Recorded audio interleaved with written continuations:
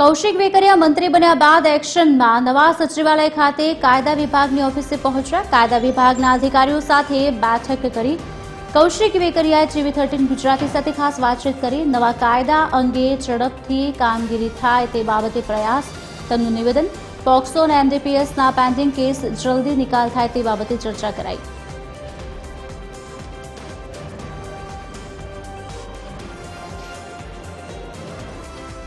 કૌશિકભાઈ વેકરિયા મંત્રી તરીકે શપથ લીધા બાદ આજે ચાર્જ સંભાળ્યા બાદ સૌપ્રથમ તેઓ કાયદા વિભાગની ઓફિસ છે ત્યાં પહોંચ્યા છે અને અધિકારીઓ સાથે તેમને ચર્ચા છે તે કરી છે। તેમની સાથે જ વાત કરીશું। સાહેબ, આજે ચાર્જ સંભાળ્યા બાદ કાયદા વિભાગની મુલાકાત શું હતું? ખાસ કરીને આજે ચાર્જ સંભાળ્યા બાદ અમારા કેબિનેટ મંત્રી આદરણીય હર્ષભાઈ સંઘવી સાહેબ સાથે વિભાગના અધિકારીઓની બેઠક રાખી હતી।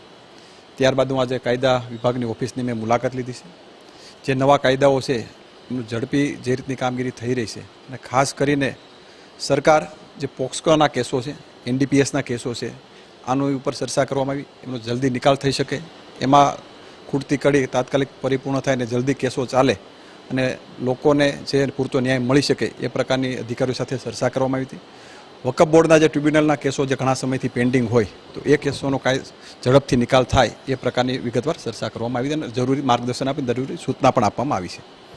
આગળ કઈ રીતે કામગીરી કરશે કાયદા વિભાગ? ખૂબ સારી રીતે કામગીરી કરશે। જેમના પણ પેન્ડિંગ પ્રશ્નો હશે એ તાત્કાલિક ધોરણે અમારા કેબિનેટ મંત્રી સાહેબની હર્ષભાઈ સંઘવી સાહેબ, આપણા રાજ્યના મુખ્યમંત્રી આદરણીય ભૂપેન્દ્રભાઈ પટેલ સાહેબના માર્ગદર્શન તળે ઝડપી નિકાલ થઈ શકે એ પ્રકારની વ્યવસ્થા ગોઠવાય એ પ્રકારે તમામ અધિકારીઓ સાથે સંકલન બેઠક કરી અને ઝડપી નિકાલ થાય એ પ્રકારે અમારા પૂરતા પ્રયત્નો રહેશે। આ રીતે મંત્રી કૌશિક વેકરિયા અહીંયા કાયદા વિભાગની ઓફિસ પહોંચ્યા હતા અને તેમના દ્વારા જે અહીંયા અધિકારીઓ છે તેમની સાથે ચર્ચા વિચારણા છે તે કરવામાં આવી હતી, પ્રશ્નો છે તે સાંભળવામાં આવ્યા હતા, નવા કાયદાને લઈને ચર્ચા છે તેમની સાથે કરવામાં આવી હતી।